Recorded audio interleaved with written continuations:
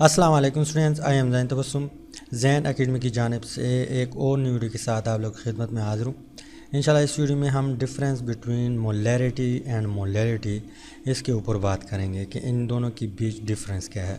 लेकिन उससे पहले अगर आप लोगों ने जैन एकेडमी चैनल को सब्सक्राइब नहीं किया तो सबसे पहले चैनल को सब्सक्राइब करें और साथ वाले बेल आइकन को भी लाजमी प्रेस करें ताकि आप लोगों को हर आने वाली न्यू वीडियो की अपडेट जो है वो मिल सके। तो मोलैरिटी और मोलैलिटी दोनों ही यूनिट है किस चीज़ का, कंसंट्रेशन का। दोनों क्या है, कंसंट्रेशन की यूनिट है। अब यहाँ पे अगर आप लोग गौर करें, नाम से भी पता चलता है कि दोनों में डिफरेंस ज़रूर होगा, क्योंकि एक का नाम मोलैरिटी है, एक का नाम मोलैलिटी है। अब डिफरेंस क्या है, सबसे पहले जो फर्स्ट वन डिफरेंट है हमारे पास वो ये है कि यहाँ पे मैंने लिखा हुआ है कि molarity is the moles of solute dissolved in 1 liter of solution, while molality is the moles of solute dissolved in 1 kg of solvent। इसका क्या मतलब, इसका ये मतलब फ़र्ज़ करें हमारे पास दो बीकर है। यहाँ पे एक बीकर है, क्या है, एक बीकर है और एक बीकर इधर भी है। एक बीकर ये है, एक बीकर ये है। इसमें हम मोलर सोल्यूशन बनाएंगे, इसमें हम मोलल सोल्यूशन बनाएंगे। अब यहाँ पे अगर आप लोग गौर करें, मोलैरिटी यहाँ पे इस तरह लिखा हुआ है कि moles of solute dissolve in 1 litre of solution. यहाँ पे हम 1 लीटर ऑफ सोल्यूशन बनाएंगे, मतलब पहले हम सोल्यूट डालेंगे, उसके बाद सॉल्वेंट डालते डालते डालते जब 1 लीटर सोल्यूशन बन जाएगा तो ये हमारे पास फिर क्या होगा, मोलैरिटी होगा। यहाँ तक क्या है, फ़र्ज़ करें यहाँ तक 1 लीटर है, क्या है, 1 लीटर है, ठीक। यानी 1 लीटर में जितने नंबर ऑफ मोल हम डिज़ॉल्व करते हैं सोल्यूट को, उसको हम मोलैरिटी कहते हैं। तो यहाँ पे वॉल्यूम जो है, वॉल्यूम इसमें इन्वॉल्व हुआ। यहाँ पे आप लोग गौर करें, लीटर हमारे पास किस चीज़ का यूनिट है, वॉल्यूम का यूनिट है। 1 लीटर या 1 dm³। तो यहाँ पे हमारे पास क्या हुआ, वॉल्यूम इन्वॉल्व हुआ।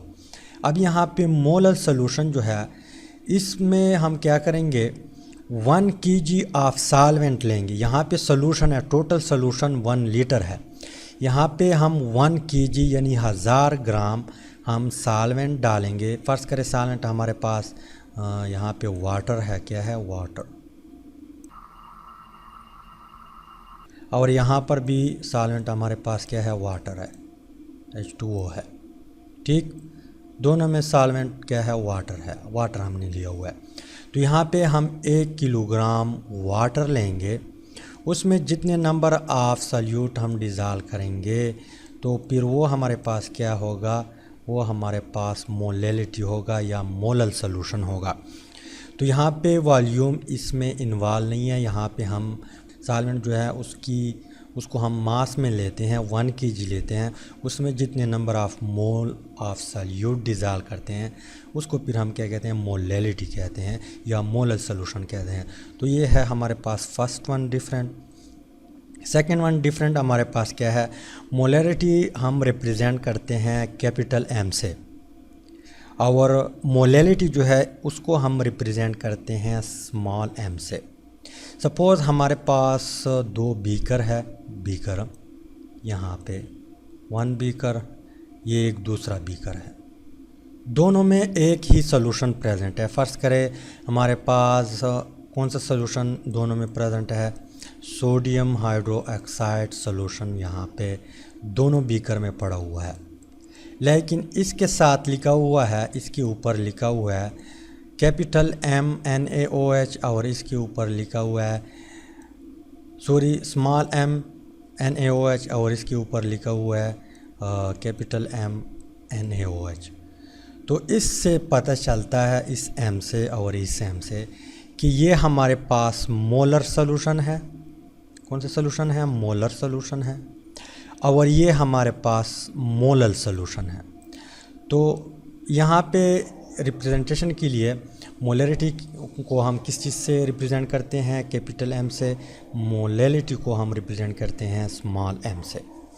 इसके अलावा जो थर्ड वन इफेक्ट है, थर्ड वन इफेक्ट यहाँ पे लिखा हुआ है कि मोलैरिटी इज़ अफेक्टेड यहाँ पे ई है, मैंने ए लिखा हुआ है, गलती की है।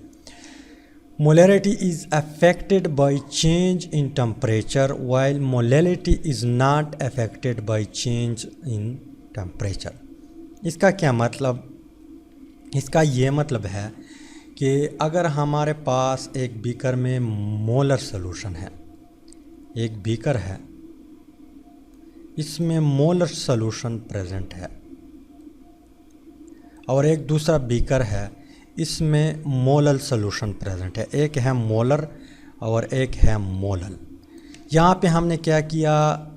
हीट दे दिया, मतलब ये है कि टेम्परेचर इंक्रीज़ किया। यहाँ पर भी हम टेम्परेचर देते हैं, तो जो ही हमने टेम्परेचर इंक्रीज़ किया तो क्या हुआ कि मोलैरिटी जो है वो डिक्रीज़ हो गई। मतलब ये है कि टेम्परेचर इंक्रीज़ करने से मोलैलिटी डिक्रीज़ हो जाती हैं। इसका मतलब ये है कि टेम्परेचर इसके ऊपर अफेक्टेड है। क्या है? टेम्परेचर मोलर सॉल्यूशन के ऊपर अफेक्टेड है, जबकि मोलर सॉल्यूशन के ऊपर टेम्परेचर कोई असर नहीं डालता। क्यों नहीं डालता? क्योंकि यहाँ पे हम मोलर सॉल्यूशन में हमें पता है कि हम 1 लीटर सॉल्यूशन लेते हैं। टोटल सॉल्यूशन हमारे पास कितना होगा? 1 लीटर होगा।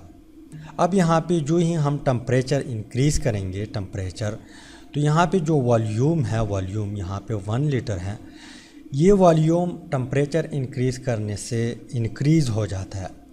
टेम्परेचर इंक्रीज़ करने से वॉल्यूम इंक्रीज़ हो जाता है। जब वॉल्यूम इंक्रीज़ होगा तो ज़ाहिर सी बात है कि मोलैरिटी डिक्रीज़ होगी। इसी वजह से टेम्परेचर इसके ऊपर इफ़ेक्ट डालता है। और यहाँ पे अगर आप लोग गौर करें, यहाँ पे हमने 1 kg साल्वेंट लिया हुआ है, 1 kg साल्वेंट लिया हुआ है। यहाँ पे वॉल्यूम इन्वॉल्व नहीं है। जब वॉल्यूम इन्वॉल्व नहीं होगा तो अगर टेम्परेचर इंक्रीज़ करने से वॉल्यूम इंक्रीज़ होता है तो यहाँ पे इसके ऊपर कोई फ़र्क नहीं पड़ता, क्योंकि यहाँ पे हमने kg में लिया हुआ है, न कि वॉल्यूम में हमने लिया हुआ है। तो इसी वजह से टेम्परेचर जो है मोलर सॉल्यूशन पे इफ़ेक्ट डालता है, मोलर सॉल्यूशन पे कोई इफ़ेक्ट नहीं डालता। इसके बाद यहाँ पे 4th वन डिफरेंट हमारे पास जो है, यहाँ पे लिखा हुआ है कि molarity is affected by change in pressure while molarity is not affected by change in pressure. इसका क्या मतलब? इसका मतलब ये है कि अगर हम प्रेशर इंक्रीज़ या डिक्रीज़ करें तो मोलर सॉल्यूशन पे अफेक्ट डालता है।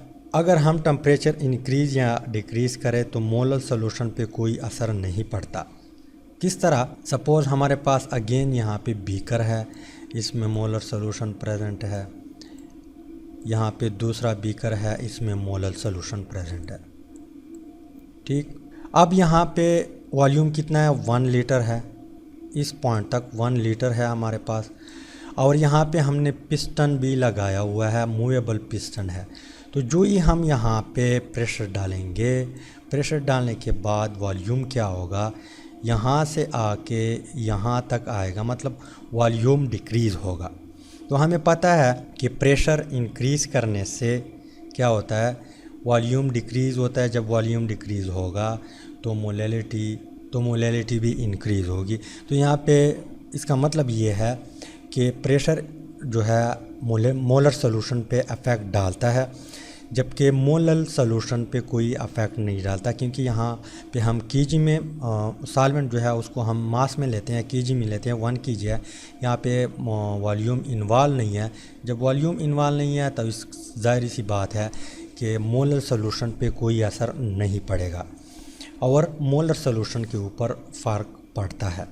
इसके अलावा जो नेक्स्ट वन डिफरेंस है हमारे पास, मोलर सॉल्यूशन जो है उसको हम कैलकुलेट करते हैं। उसको हम कैसे मालूम करते हैं? जो फार्मूला हमारे पास यूज़ होता है वो कुछ इस तरह है मोलर सॉल्यूशन का कि capital M is equal to mass of solute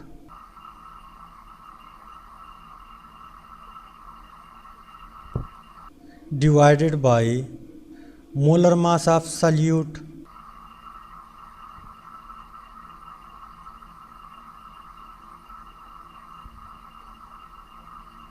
again divided by volume of total solution, V means volume of solution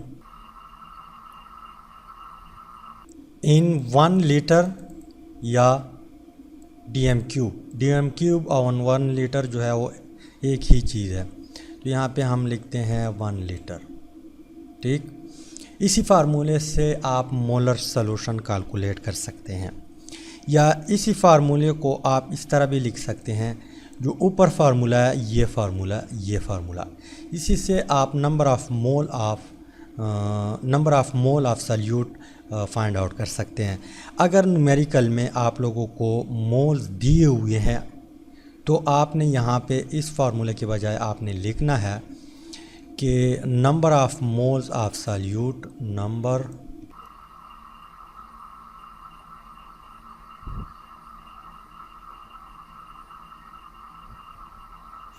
divided by, इसी चीज़ को यहाँ पे number of mole of solute divided by volume of solution in 1 litre.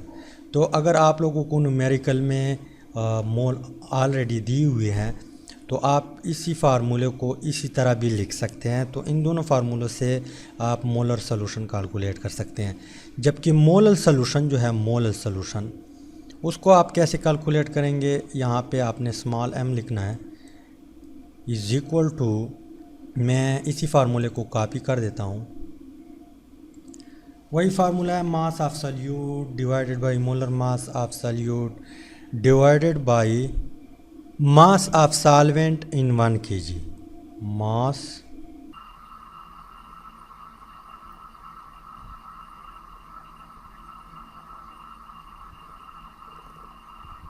Mass of solvent in kg। इसी फार्मूले से जो है आप मोलर सॉल्यूशन कैलकुलेट कर सकते हैं। अगर आप लोगों को मोल्स दी हुई हैं का न्यूमेरिकल में, तो फिर आपने इसी फार्मूले को इस तरह भी लिख सकते हैं कि number of mole of solute divided by mass of solvent in kg। इन दोनों फार्मूलों से आप जो है मोलर सॉल्यूशन कैलकुलेट कर सकते हैं। तो ये है चंद डिफरेंस। उम्मीद है कि इसकी समझ आई होगी। अगर समझ आई है तो वीडियो को लाइक करें, शेयर करें और चैनल को ज़रूर सब्सक्राइब करें। Finally thanks for watching.